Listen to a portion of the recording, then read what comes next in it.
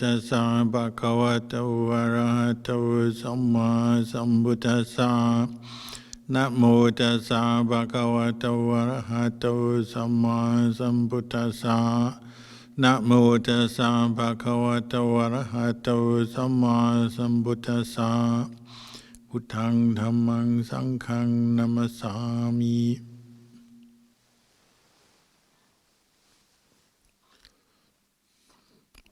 Blessings. Here in Melbourne, we're in the middle of autumn. The season has changed from summer going into winter, so the nights are already very cold, although the days can be still very pleasantly warm. But you get this transition in the morning from the cold night. When you get up, or when it becomes light, you see the heavy dew on the grass. Sometimes almost frosty, but we don't get that many frosts in the monastery. It's more just heavy dew. And then as the sun comes up, the clouds, the mist clears, that dew, the water will evaporate, and then the grass is dry for the rest of the day until night time. And that always reminds me of the teaching of the Buddha, that life is like a dewdrop. It's there in the morning, and as the sun comes up, that drop of dew, moisture, evaporates, disappears. It's gone. And that's our human life.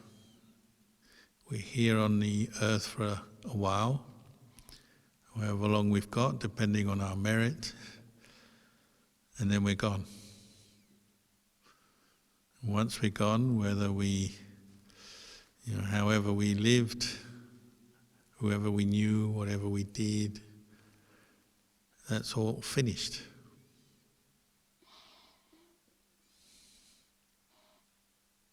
And they say somebody who understands that truth, whose mind sees or knows the Dhamma, is at peace.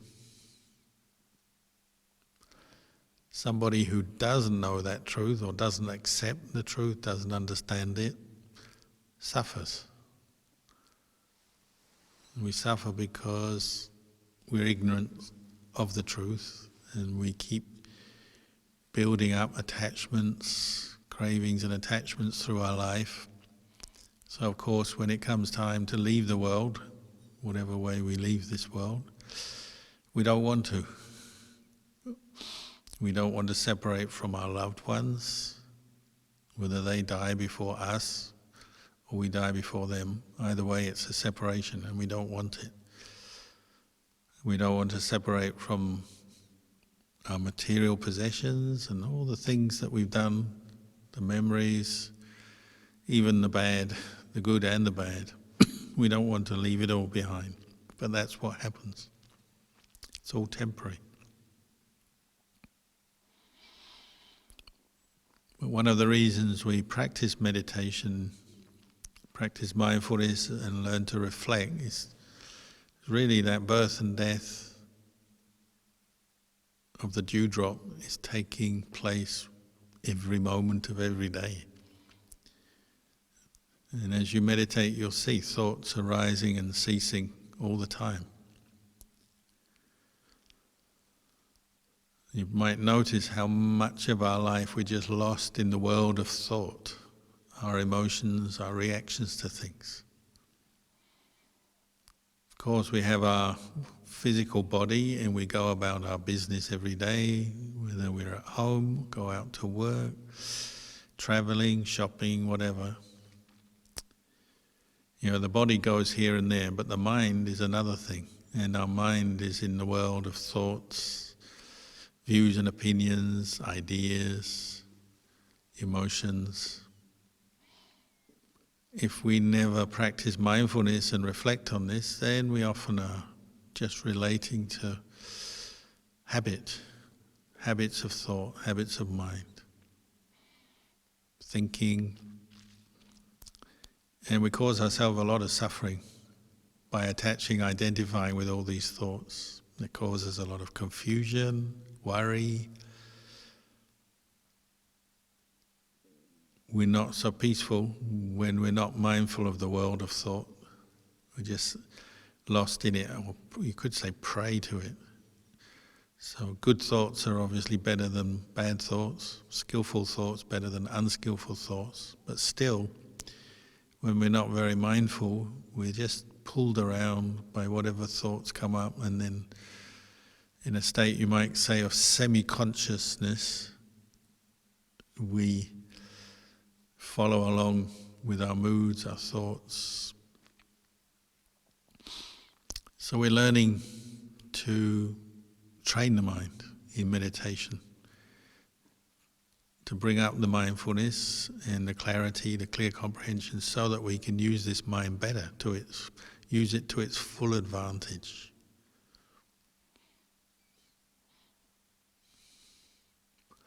So some people think, well, that means you have to study a lot. In Buddhism you have to read a lot, think a lot, discuss and ask questions and so on. And that can be a very useful way to gain understanding. But still, that's fairly superficial. The Buddha was encouraging us to go inwards, develop what we call bhavana maya panya, the wisdom or the knowledge that comes from bhavana, from cultivating mindfulness and then insight into the way things are. Direct knowledge. Knowledge that is of the moment-to-moment phenomena that are arising in body and mind. That's different from memory, which tends to feed the thinking mind, and when we're not mindful, well, we have a lot of knowledge and information, we can remember things, but then that feeds the stories and the imagination and the moods that we get caught into. And we spend a lot of time stuck in or dwelling on the past, worrying or planning or desiring things in the future, and not so much time in the present moment. So bhavana maya panya means this wisdom, knowledge that is arising and seeing the way things are right here, right now. And that's not meaning you have to deny the past, deny the fact that there's been a past and we've had all kinds of events and things have happened in the past. And it's not hiding from the future. We're aware that there will be a tomorrow, probably, but we don't really know because we don't know what's going to happen to us in an hour or two from now, let alone tomorrow. We have our idea, but we don't know for sure. So you're not hiding or denying the past or future. You're simply recognizing that what you really know is right here, right now. What you're thinking, what you're feeling, how your body is, the sensations of this body, what your senses are bringing you, your sight, sound, taste, smell, touch. This is the kind of knowledge the Buddha was encouraging us to develop. And so mindfulness is always useful for this, learning to pay attention, to know body and mind in the present moment. But it takes practice.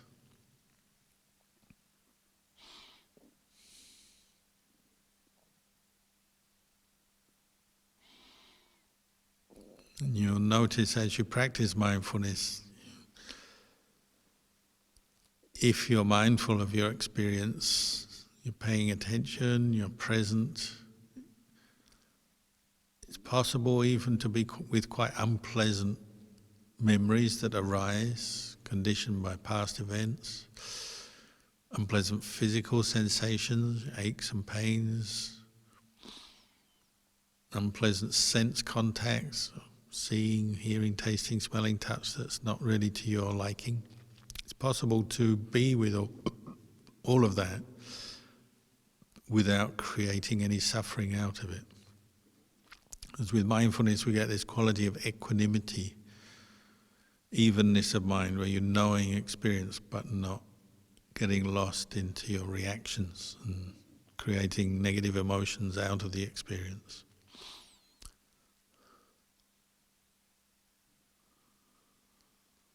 With equanimity, there's a sense of detachment or separation. And that's why you can understand on a deeper level the nature of phenomena, see them as impermanent, as unsatisfactory, as not self. But what happens when we're not mindful is we tend to be living in the world of emotions, reactions, mental proliferation, imagination and moods, and we suffer. What we call the second arrow in Buddhism. The Buddha gave this simile of life. In life we'll experience different kinds of suffering coming up through the result of our past karma, past actions. So some of it's just physical sensations associated with the body coming up. Sometimes it's unpleasant states of mind, what we call suffering, when we're not peaceful, not at ease, physically or mentally. That's the first arrow. But then how we deal with it is important. And if we're not particularly mindful, or we don't have a basis of understanding of the nature of things as impermanent, as not self, well, we react and create suffering, the second arrow of experience. It's bad enough having to deal with the first arrow, the pain, the normal aches and pains and agitated mental states of daily life. But then we create, through our ignorance and lack of mindfulness, we create suffering out of these things and make it worse. Add-ons, extras, additional suffering, because we're not fully aware of what's going on in our mind. We do this all the time. We create hopes and expectations. Often that's to do with the future, what we want, what we hoping will happen, what we want to get. Or we're slipping into negative reactions, aversion to what's happened before, remembering it, or even fears and anxiety about what may happen in the future. Either way, we're always reacting with one kind of desire or another and create suffering, the second arrow. We're not peaceful. But you'll notice when you are mindful, and particularly when you're more mindful, you start to be more peaceful. Even when things are unpleasant, you can be with them. Because of this ability to stop the mind creating suffering out of its experience. Sometimes they call this the miracle of mindfulness, because it gives you a way to navigate and deal with the world of thought and our inner world of emotions, reactions, the thinking process, the feelings that we experience. It gives you a way to know them from the inside, to be aware, and then from there we get wisdom and understanding, see things more clearly. When there's no mindfulness, there'll be no wisdom. We're just lost in reactions and emotions and stories in the mind. Whatever wisdom we have may be just remembered. That has a certain value. It's not as completely useless, but wisdom based on memory, like you can remember, all things are impermanent. This body is impermanent. Thoughts are impermanent. You can remember those words, but that's not the same as knowing impermanence as it is manifesting in your experience. When you're not mindful, you're lost in the world of memory and thinking and intellect. As mindfulness comes up, then you're actually knowing. So you can know a memory arise and pass away rather than just be lost in what the memory stimulates, the emotion, positive or negative.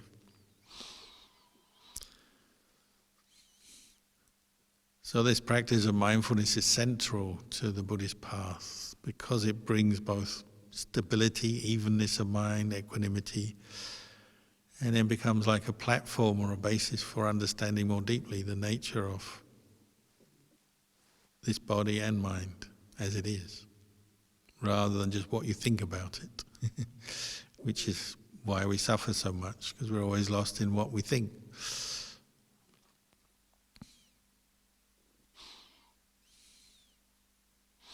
The way we train in mindfulness and train in this path, well, the Buddha, as we know, he encouraged us just to begin our basic practice with the cultivation of generosity and kindness in daily life. Because these qualities, we have them sometimes and then other times we lose them. So we have to keep coming back to them, to developing them further. And you notice, like today I was talking to someone suffering from depression. They say, well, they do feel better when they're doing something useful or meaningful for somebody else. It's basic human psychology, isn't it? When you help someone, even in a very small, what you might say insignificant way, actually brings with, you do that act of kindness, you do a favor for someone, or you give something to somebody, or you help someone in some way, brings with it a feeling, a good feeling.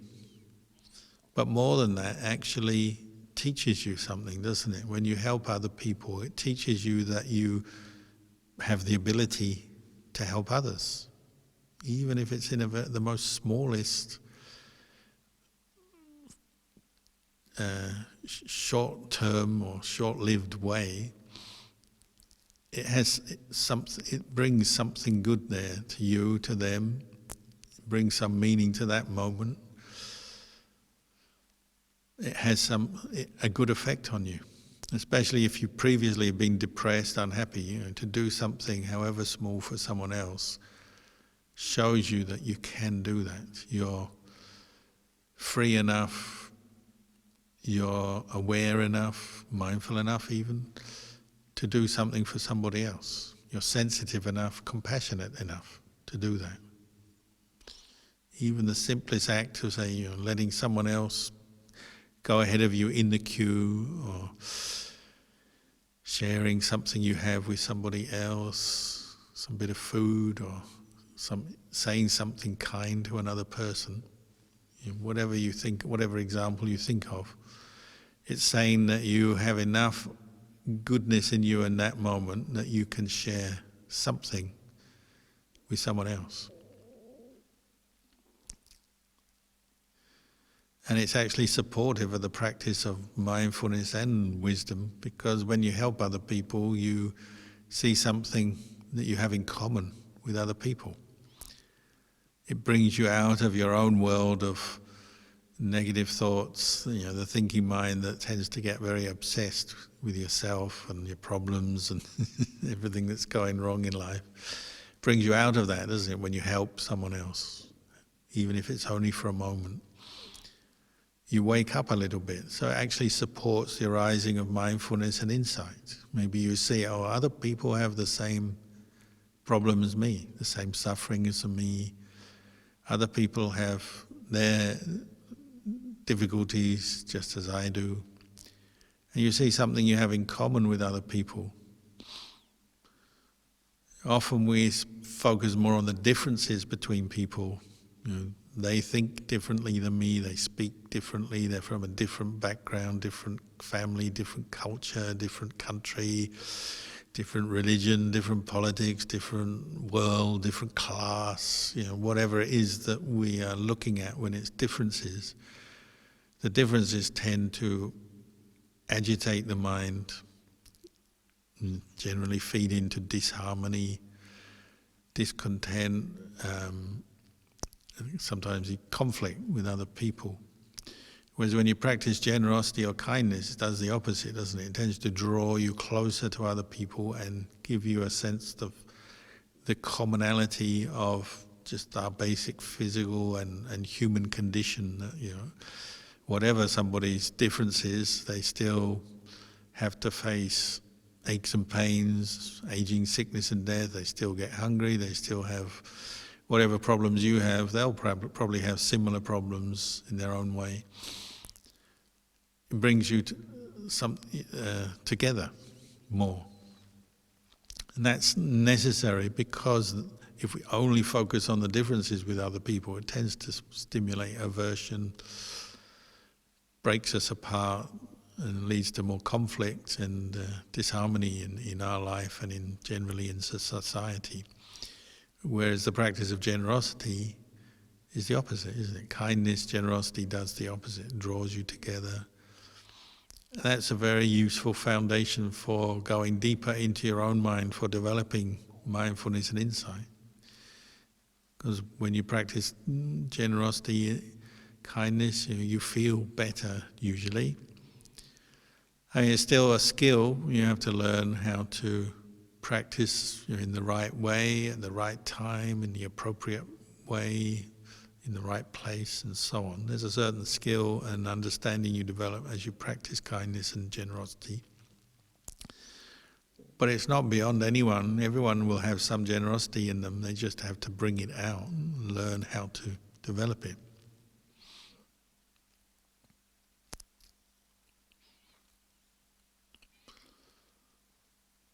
You might call it one of our human characteristics, a characteristic that brings out your humanity when you practice generosity. When you think of somebody else as well as yourself, when you look after someone or share something with someone or support someone else as well as yourself. This is one of the amazing things of humans, isn't it? They can do this. We can work together, cooperate together to do many good things, to develop the world, help each other, feed each other, help each other, be healthy, develop the world in good ways. Of course, we can get caught into the opposite. We can be very destructive as well. But when we cooperate together through generosity, kindness, shared interest, common interest, and that brings out the human side of us. And it's unique, isn't it? Because animals, even though they can work together as a group sometimes, is usually for very basic things like finding food or protection against other animals. Whereas humans can do all kinds of good. It's a very rare thing. So practicing generosity and kindness brings that out. And it has a good effect on our lives. So as I was saying, it supports the practice of mindfulness. You might not see that immediately, but to practice mindfulness, you have to have a certain sense of well-being. You have to be at peace enough in order to see the value of practicing mindfulness, in order to see the value of, say, practicing mindfulness of breathing or mindfulness of any kind of meditation object or technique. There has to be a certain sense of well-being well enough to do that. And so the practice of generosity and kindness is a cause and a condition for leading on to developing mindfulness. And from mindfulness it leads on to insight. Same with basic morality and moral integrity. It's part of the Buddhist path that brings out your humanity, brings out your best qualities, and leads to cooperation between people, and really refines the mind, brings out not just the human qualities of the mind, but what we call the deva qualities, the celestial qualities, qualities of hiri-ottappa, sense of shame, fear of wrongdoing based on understanding karma, that our speech, our actions can kind of go in two directions, can't they? We can hurt ourselves, harm ourselves and other people through our speech and actions, or we can restrain those more negative, harmful impulses, and by restraint we can be kind to ourselves and other people. To do that, to practice that, you need to cultivate the qualities of hiri-ottappa, shame, fear of wrongdoing. They say the qualities of the devas, the angels. It brings a refinement to your mind. And you notice when you keep precepts, well, at first you're just working on your speech, your actions, the external expression of your mind, restraining the worst excesses. You're not killing, not stealing. But over time you're also becoming aware of the very intentions that lead us into action, good or bad, that that come first from mental intention, but then we put into speech or action. You become much more aware of that on a more refined level. So again, keeping precepts, developing morality trains your mindfulness, your basic awareness of what you're intending, the intentions, and then your speech, your actions. And you're constantly refining that kind of understanding, that kind of wisdom, to steer away from anything that harms you or others. And that takes reflection, takes patience. Sometimes you have to be very patient with yourself. You may have the thought to kill bugs and creatures that come into your life. Kill animals sometimes for food, to be violent or aggressive to other people. That takes a lot of endurance sometimes when you have violent urges or the desire, the urge to kill something. Squash the mosquito, kill the ants, catch the fish, kill the chicken for dinner, whatever. That takes a lot of restraint, patience. But all the time, your mindfulness and your wisdom will be developing if you're using precepts and moral training as a way to develop yourself. Your mind is basically becoming more refined because you're abandoning the intention to hurt yourself and others through body or speech, and ultimately abandoning the negative intentions that come up in your mind. Sometimes people think, well, precepts is a basic practice, the kids' practice or the beginner's practice. But if you're really going to keep the 5 precepts well, you're training all the way up to what we call stream entry, the first level of enlightenment. Because a stream enterer has learned to keep the 5 precepts. And that means they abandon those intentions to break the precepts every time they come up to the point where they no longer come up again. Finished. Because they understand karma, cause and result, cause and effect. And the power of karma is unstoppable, good and bad. So in the world we emphasize power, say like physical power, mechanical power, the production of energy or electricity, whether it's green energy or traditional energy like oil and coal or whatever. But energy and power, in that sense, we emphasize that a lot because we need it for industry, for everything, for entertainment, comfort. Nowadays we're all dependent on electricity and other sources of power all the time. But we often overlook the power of karma. Karma is a law, just like the law of motion or the laws of science that underlie why we generate electricity and then what we can do with it. Say, power of karma is also unstoppable. And is actually more powerful than, say, the power of energy in terms of producing electricity. I can say that because I know that energy production, certainly in this part of the world, in the mountains outside Melbourne, is a bit unreliable. Sometimes power disappears for a while, a few hours, get power cuts, energy cuts.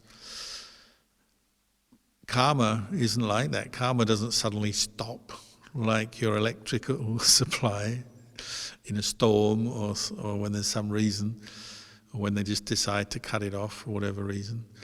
Karma doesn't just stop like that. Karma is an energy and a power that's always working and is always going to give its result. True, karma sometimes gives its result slowly, sometimes quickly. That depends on conditions and factors, many things, but it always gives its result. Good karma, good intention, good result. Bad intention, bad result. And that's just a powerful law of nature that's at work. So they say the stream enterer, they understand that, so they don't make bad karma, they don't break the precepts, because they're not interested in making more suffering for themselves or others. It's the whole point of the practice, is to understand cause and effect on the level of your actions, your speech, and then your mind, and to abandon the causes for suffering. So say, for example, the Sotapanna, the stream enterer, they don't kill, because they know if you kill, you're creating suffering not only for that person or the animal you've killed, but for yourself. It doesn't make sense, so they stop killing. They just stop doing that. They stop stealing, stop acts of sexual misconduct, lying, taking intoxicants, drinking drugs. They just stop those things because they know they're harming themselves. There's no more doubt about that, no more fuzziness of mind, no more hesitation. They just abandon those intentions from their whole mental makeup. Understanding that karma is like that, karma is unstoppable.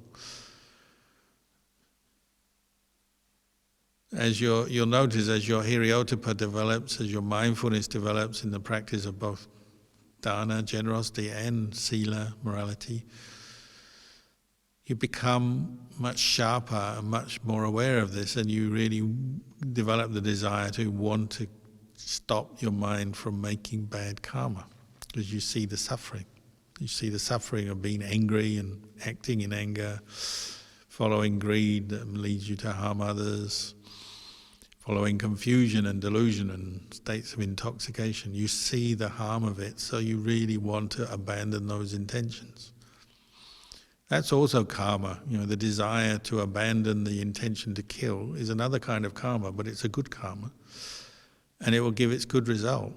If you practice not killing, refraining from the intention to kill, you're cultivating very powerful karma based on kindness, compassion. That's going to come back to you and help you. At the very least, it purifies your mind, so your mind feels at ease. Because when you have the thought to kill, you don't feel at ease. Your mind is agitated. Then you have to live with the regret if you do kill or steal or whatever. You're freeing your mind from regret. So the good karma of not killing is that your mind is more peaceful, less agitated, less caught into guilt, suffering less. And of course you cultivate kindness and compassion at the same time, so you help others by not killing. You develop more, maybe better relations with other people, animals. You're safe, you're secure. You have a good influence on the world in subtle and less subtle ways. It's good all around. Same with generosity, like you practice generosity, and as I said, even small acts of generosity have their good karma, the good result. What is the result of practicing generosity? Well, it means you tend to not go without. You never starve. You're never totally poor or totally destitute. Having practiced generosity in the past, it will come back to help you in the future. When and how you may not know. It's not like you're planning something like, I help this person with my generous donation and then I'm going to get some other result in the future. You can't really think like that. It doesn't work. It's not a profit and loss sort of account book in that way. But the more you reflect on karma and the power of karma, the more you understand, well, the practice of generosity brings so many good results that it's going to help you, it's going to come back to you. Support your practice, support your life, in this life, future lives. Maybe if you reflect often enough, you'll get to the point where you have no doubt about that, and you can see the power of good karma. You see that particularly with those who have practiced the Buddhist path right to the end, what we call arahants, those who've reached Nibbana.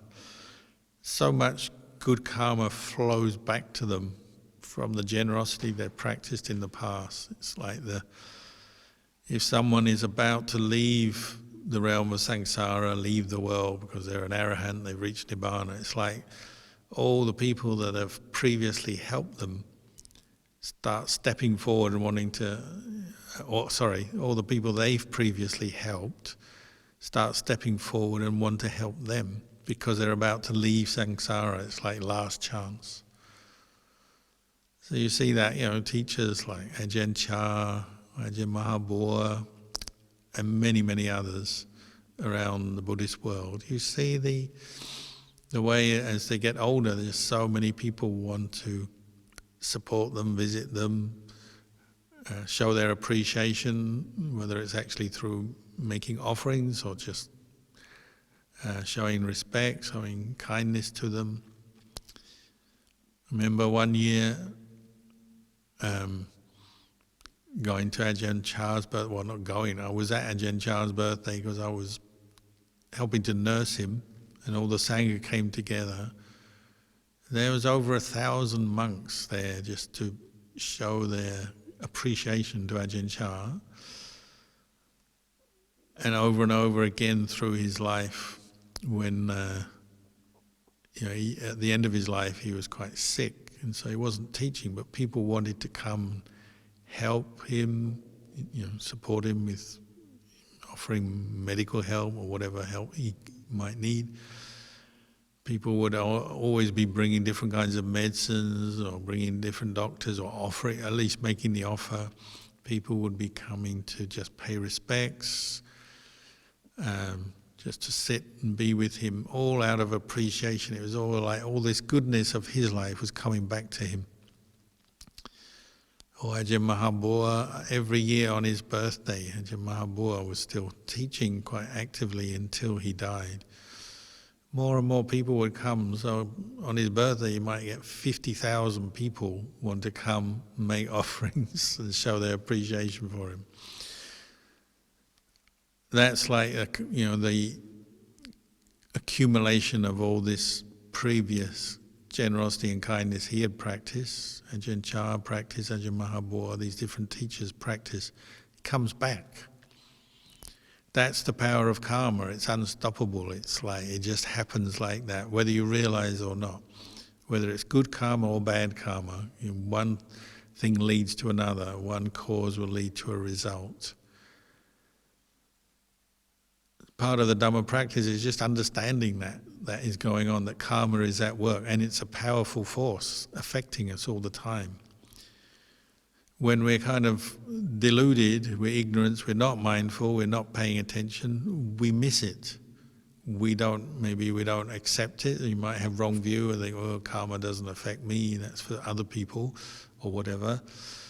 You might miss it, or you're so deluded you just don't see it happening, don't notice it at work. But actually it's a more powerful force than anything else. Like, we say, what is the most powerful thing in the world? Well, I guess you could say something like nuclear power. You can have a nuclear reactor generating electricity 24 hours a day, or you can have a nuclear bomb that can destroy a whole city. We might say those are the most powerful kinds of energy and force in the world. But actually, more powerful than a nuclear bomb or a nuclear reactor to generate electricity is the thought behind it, isn't it? That's the real karma, that's the real power, the mind of the humans that design and develop the nuclear reactor or design and develop the nuclear bomb. That's the real karma. And then of course, maybe the restraint of not using the bomb, or the skillful use of electricity. If you do develop electricity and you produce it, well, you can use it to do skillful things. That would be good karma. Or if somebody uses a nuclear bomb or uses these things to harm others, well, that's another kind of karma, bad karma. That's actually the more important part, isn't it? You know, the science, the material side, the science is one thing, but actually more important is the human mind that lies behind it. That's what we're studying, that's the kind of knowledge we're studying, and that's often what's missed, isn't it? Human beings are not studying about generosity, morality, mindfulness, wisdom so much. They're studying more the material world. And then we get caught up in that, and then we miss our own emotions. So it's possible that the nuclear scientist, with all his or her knowledge and skills, still gets angry. They miss that bit of power or energy, because anger is an energy. You may be able to develop a way to develop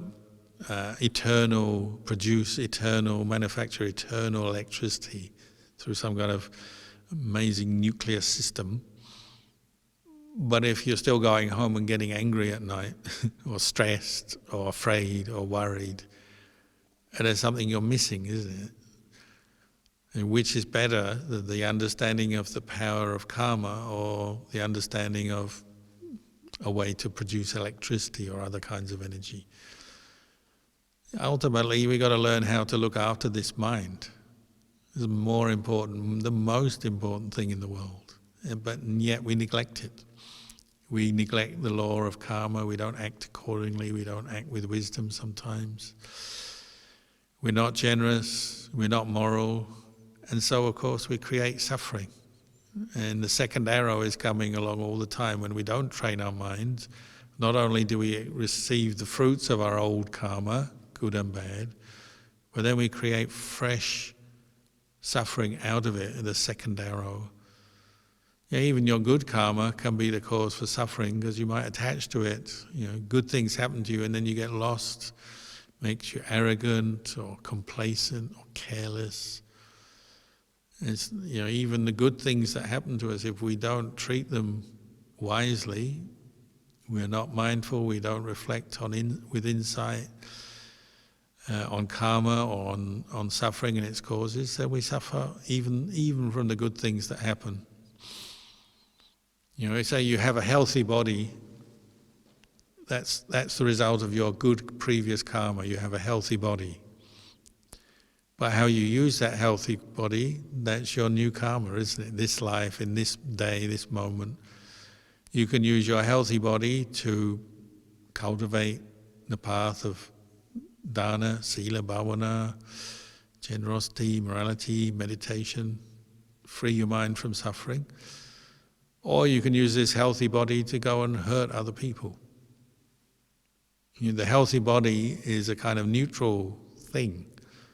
It's what you do with it is the more important thing. That's the karma, that's the importance of karma.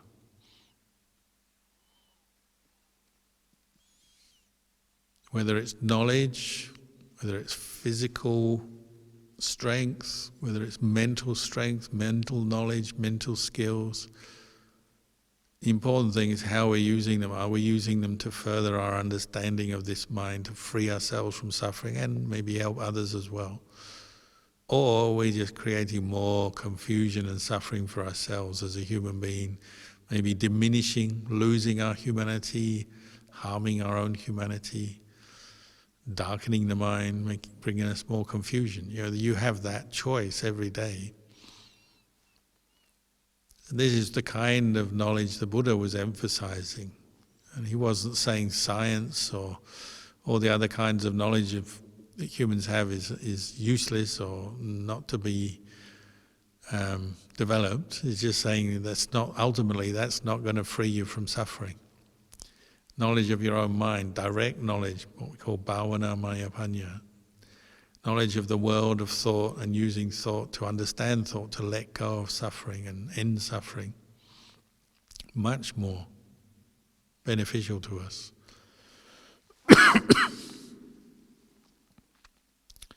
So I've been talking for a while now. Maybe I'll leave the talk there, and afterwards we can have a chance to, if anyone has any questions, we can try and answer them for you.